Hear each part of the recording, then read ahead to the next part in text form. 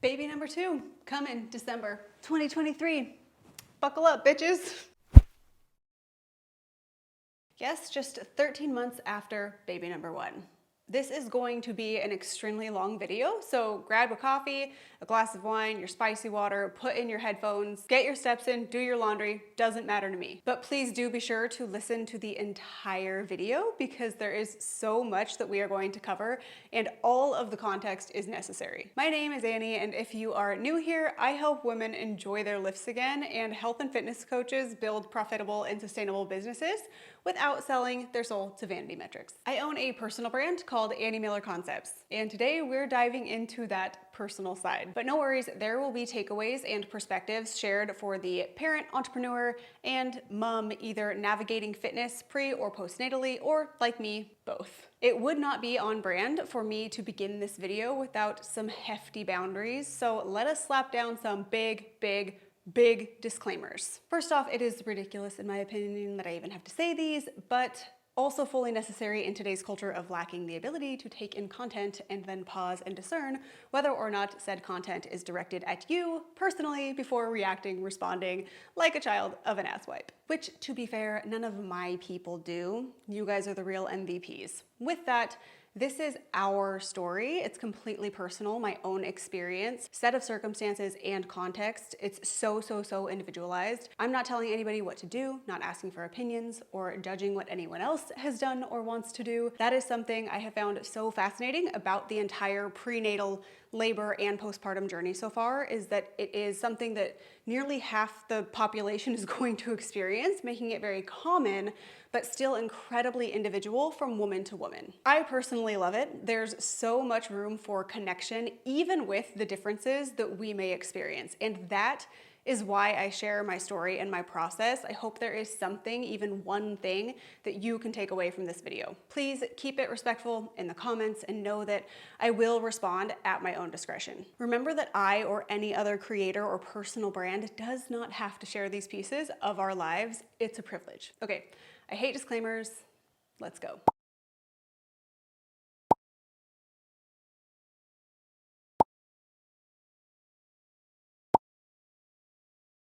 Though I put off the vibe online for years that we weren't keen on having kids, we took the if it happens, we'll figure it out approach. So we weren't against having kids. And in fact, it was understood that if we had kids, it would be plural. Biologically or not, we did not want to have an only child, personal preference. Once we had our first, we knew we'd want a second, God willing, close in age. Not necessarily this close in age, but well under 2 years apart. That's all to say baby 2 was not planned, same as baby 1, but very much so welcomed. Let's get into something I know you want to know, which is why I kept baby number 2 from social media this go around. I had a friend that did this with her second, and I knew about her pregnancy from very early on and just really enjoyed the freedom and the privacy that she got to have the majority of her second pregnancy. I absolutely love sharing a process. But this go around, I needed to keep it to myself for many reasons. I simply did not have the capacity or the energy to deal with any pushback or unwanted opinions.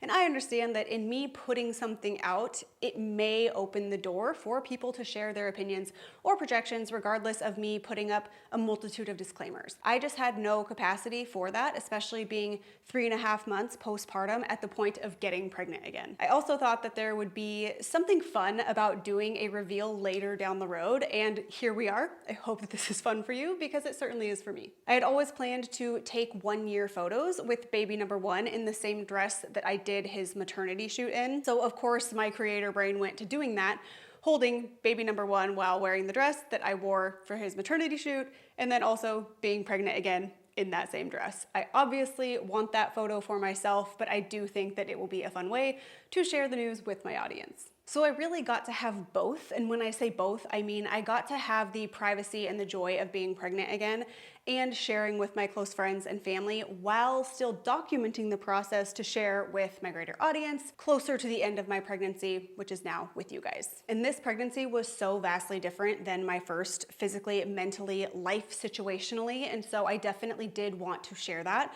but it didn't need to be in real time. It also goes to show that you really only see 1% of someone's life online. If I can withhold the physical, emotional, and mental state of being pregnant with another baby while just having had a baby, imagine what people can hide. Not necessarily from a negative standpoint, but more so as a consumer being aware of your own entitlement or what you think you know about someone. It's just being a conscious consumer. And this is what I believe as an opportunity to bring that to light as well. Also, big LOL to posing and fooling the minds of the internet about someone's physique. You guys, when I say I shared my physical appearance as normal through strategic posing, this is what I mean. I would share my real prego state with my close friends list and then the hidden appearance to my greater audience. Bless those TA contractions. That's enough about hiding baby 2 from the interwebs. Let us get into the juicy stuff now, starting with how we found out. I was 1 day late from starting my cycle. Yes, 1 day.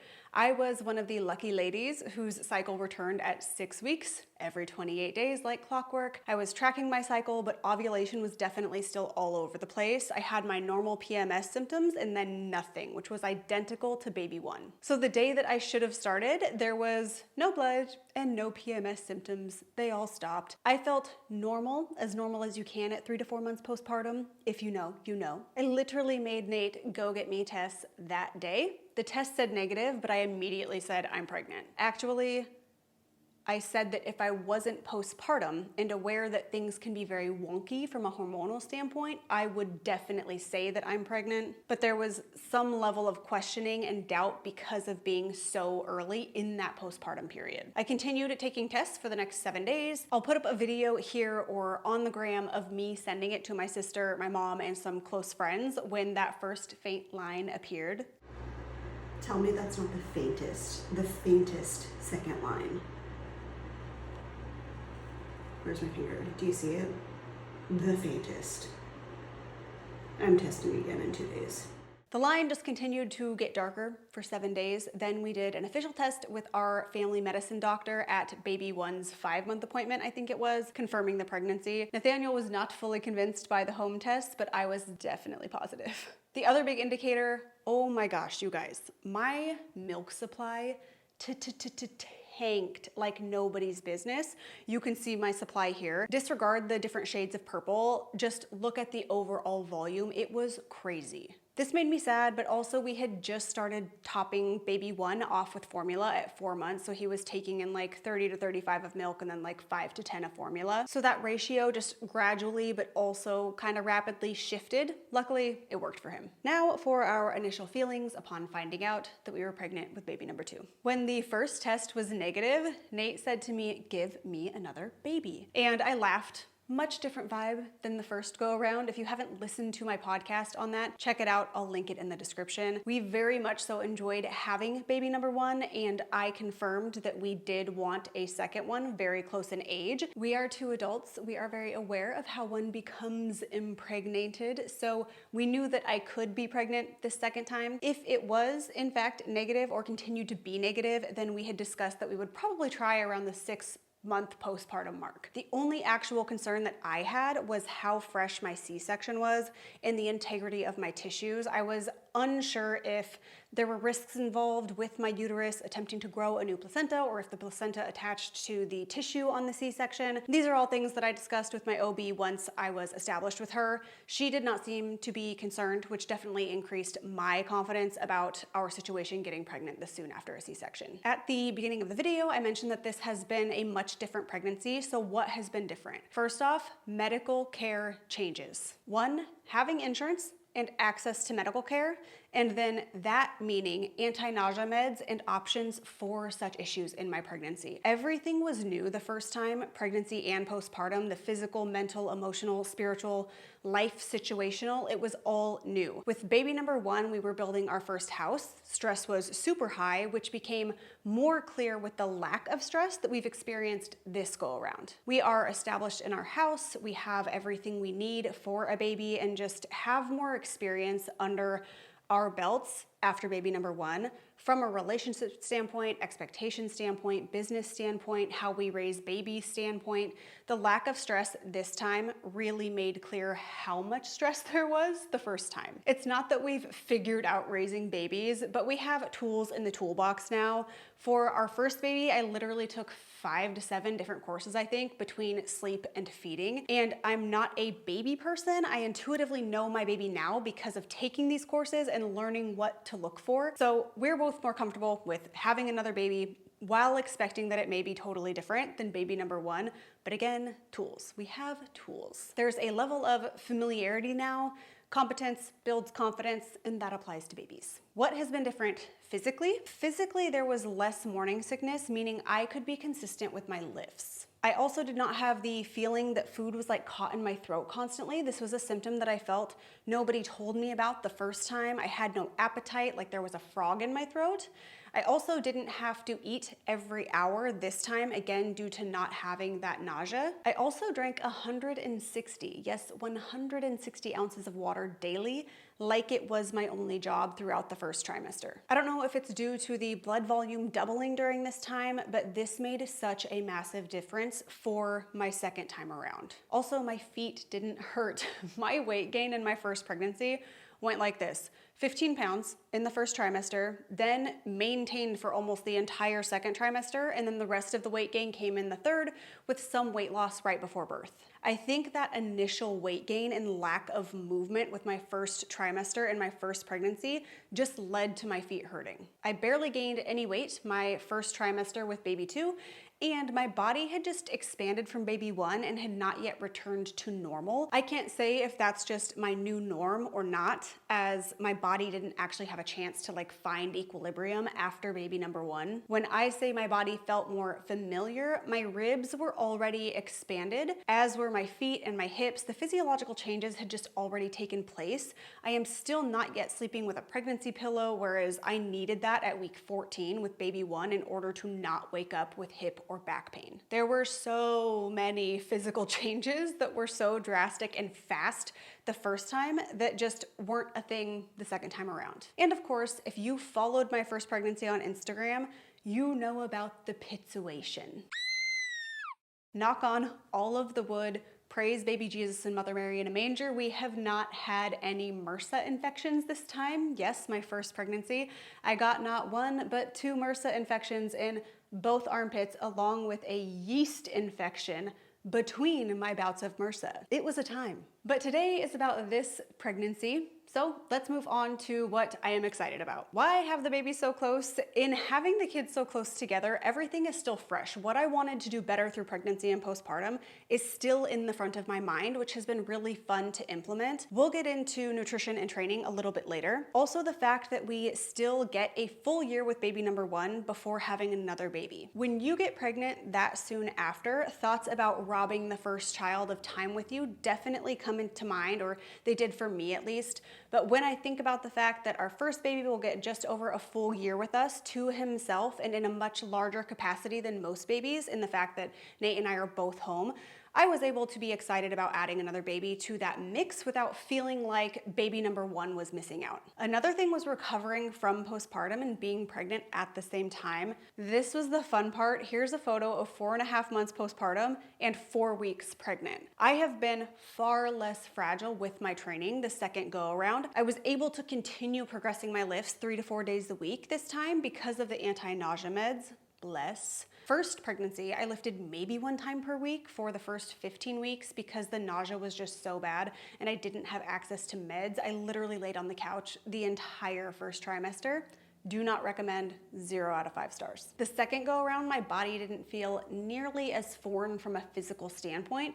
Thus, I could continue to push and make needed modifications with confidence in my training. I followed the Mama Stay Fit prenatal program both times, but with much more gusto the second time, literally wrapping up their 16-week postpartum program when I re-enrolled in their prenatal training program for baby number 2. I also am not prepping for a natural vaginal birth. That fact took a lot of weight off of the mental and physical preparation for baby number 2. We'll get into that next, but first, give this video a thumbs up if you appreciate me sharing this process with you. Birth plan for baby number 2, different than baby number 1. I can't say if I would have gone for a VBAC if I got pregnant, let's say 12 months postpartum, but there are slightly higher concerns with tissue efficacy in getting pregnant so soon after a C-section. I've spoken to a fair amount of moms who had successful and non-successful VBACs, as well as those who scheduled a second or third C-section. I've personally opted for a scheduled C-section. The research I found and spoke with my OB about showed risk for uterine rupture increases by 4.88%. That is if the VBAC was within 18 months of the previous C-section. I would be well under that. I just cannot imagine going for a VBAC and having that happen. For me, the risk just isn't worth it. I enjoyed my first labor very much, even with it ending in a C-section. I had a plan for when a C-section would be my choice, given the situation. I very much so recommend Mama Stays Fit birth prep course. Listen to my birth story podcast as well for more context. So I felt empowered and autonomous through my entire labor experience. I would be much more disappointed if I went for a vaginal birth, the second one, and it ended with another C-section. And again, with baby 1, I was recovering from both a near vaginal birth, dilated and pushing at a 10, and a C-section, as well as the emotional, physical, spiritual exertion that is involved in a natural birth. My son's head was 15 inches around, and he was 9.5 pounds. Not necessarily about the weight, it's much more about that head circumference. And maybe baby number 2 has a little pea head like me, but I'm not going to go through 2 labors to find that out. For me, and all factors considered, a scheduled C-section just makes the most sense, which I never necessarily thought that I would say, but here we are. We cannot talk about baby 2 without going deep into the medical care and the system here in America. If you need to get caught up on my disgrace for my experience with baby number 1, go watch my Bebe highlight on Instagram. And to be clear, I love Western medicine. I hate the system that it's distributed through. Love healthcare workers. When I said I met my doc, I am 100% referring to the angel who actually performed my C-section and delivered baby 1. I had a terrible experience on my first go around with my midwife. She was straight up awful. She did not respect, even mocked my desire for a natural birth, or she would give me shit every time that I denied a cervical exam. Again, I have several Instagram highlights you can go look at. She is a disgrace to the medical field, in my opinion, and I don't understand how she works at this facility because the rest of the people that I interacted with there were absolutely fabulous. It was an actual prayer of mine that she was not present when I gave birth with baby number 1 because I knew that her presence would throw me off, especially when going into a natural birth. It's so important that you feel fully supported and that there is no tension or resistance anywhere. So when I got to the hospital and had an amazing labor and delivery team, they respected all of my wishes, and the doctor who was on call with my midwifery was amazing. She respected my wishes. She always spoke to me very calmly. She gave me options. She gave us time to make decisions. She gave me the risks of different things. She gave me the benefits of different things. She really just did what I believe should happen in a birthing scenario. So when I found out I was pregnant again, I had to call and make an appointment with her because even if I did not get a C-section, I wanted to speak with her and talk with her about my options. She also did a fabulous job on my actual C-section. After stitching me up, she let me know she stitched me up in a manner that if I ever wanted to have a VBAC, that it would be totally doable down the road. I would just need to speak to my provider. So I called, and apparently she is extremely popular, which I can understand for very good reason. She was booked out for a year. So I was super disappointed by that, but I also met another doctor in my rounds at this midwifery who I enjoyed. I went ahead and said, I can just work with her, that's fine. They also allowed me to say that I do not want to, under any circumstance, see my past midwife. They were very understanding, and they actually offered that to me based on the fact that I was requesting to possibly work with a different provider. They said that that's my right, and that they would put a note in that I was never to be seen by her, which I very much appreciated.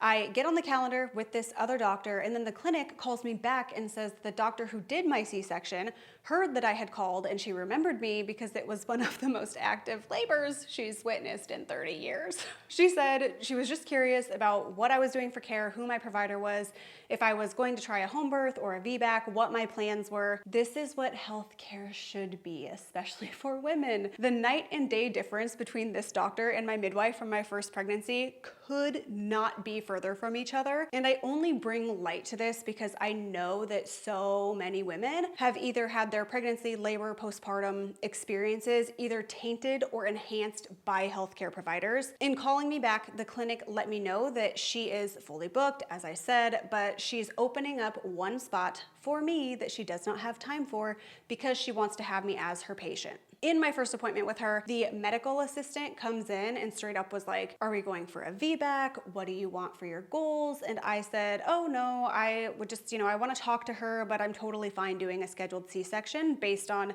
genetics and baby number one. I'm not really willing to go through that again. She was like, oh, okay, well, if you wanted a VBAC, I would just go to bat for you when the doctor comes in. And I was just like, oh my gosh, imagine being backed by your healthcare provider. It was just like such a stark difference from my first experience. So that was a very long story, but I am going with the same doctor that did my C-section. We discussed how many biological kids that I wanted, what a C-section would mean, other risks that are involved, getting pregnant so soon after a C-section. She was very, very, very unconcerned, which again made me feel better. This is also based on factors like my health, lifestyle, my first pregnancy and labor, which she witnessed. So there's a lot of context here. Everybody needs to speak to their own provider, obviously, as well as doing their own research to make those decisions. Now, for all my entrepreneurs out there, what this means for business, did being the breadwinner have any bearing on this? Honestly, the thought of dragging out my goals was more daunting to me than just busting out the kiddos and moving along. The back and forth of just feeling like myself again to start over at the newborn stage seemed less appealing to me. So we would have tried at that 6-month mark anyway. As I said, just stay in that infant stage and raise the babies while managing the biz. I had already shifted what I wanted to do with my business, where my energy needed to go, and what I wanted to have control over, as well as what I wanted to delegate.